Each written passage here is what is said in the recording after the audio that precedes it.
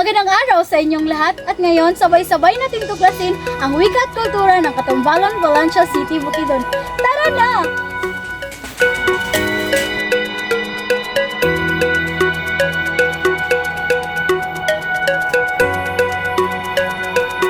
Maligayang pagdating sa Barangay Katumbalon, isang lugar na mayaman sa kultura at tradisyon.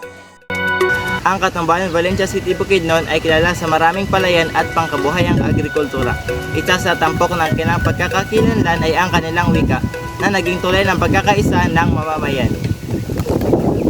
Ang wika ng Barangay Katumbalon ay hindi lamang paraan ng komunikasyon, kundi salamin ng kanilang buhay at pagkatao.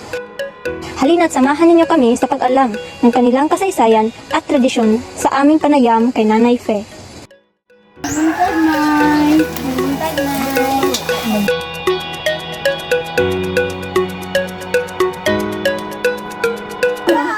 Ano sa pagkasilahan?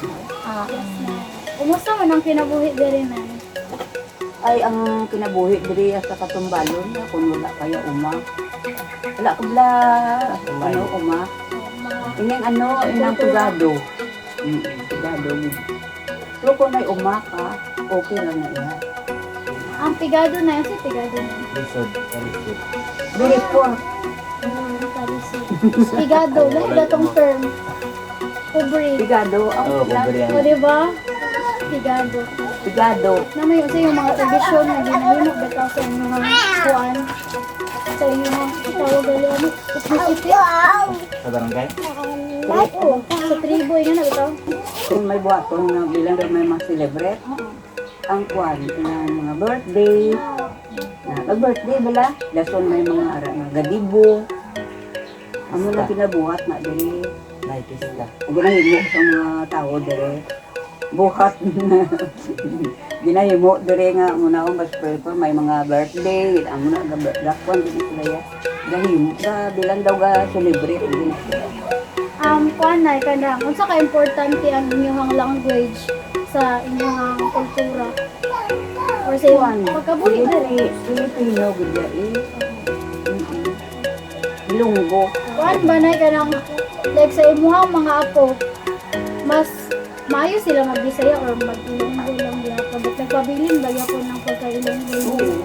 Malalit lang gyapon mag-ano na Ilonggo.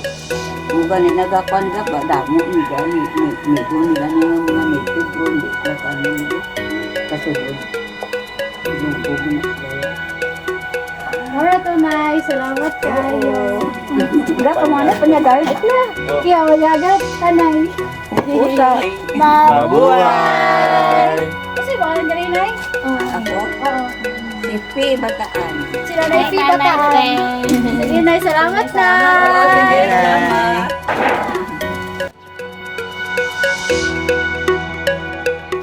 Higit pa rito, ang wika ay pundasyon ng kultura na nag-uugnay sa atin sa mga ninuno at nagsisilbing gabay sa ating mga gawi at paniniwala. Inaanyayahan namin kayong tuklasin pa ang yaman ng ating mga wika at kultura. Sama-sama nating itaguyod ang pagkakaisa sa pamamagitan ng pag-unawa sa isa't isa.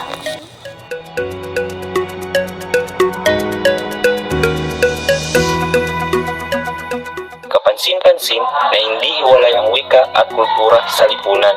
Sa halip, ito ay magkaugnay. Ang wika ay nagbibigay daan upang maipahayag ang kultura, at ang kultura naman ay nagiging gabay sa panlipunang ugnayan.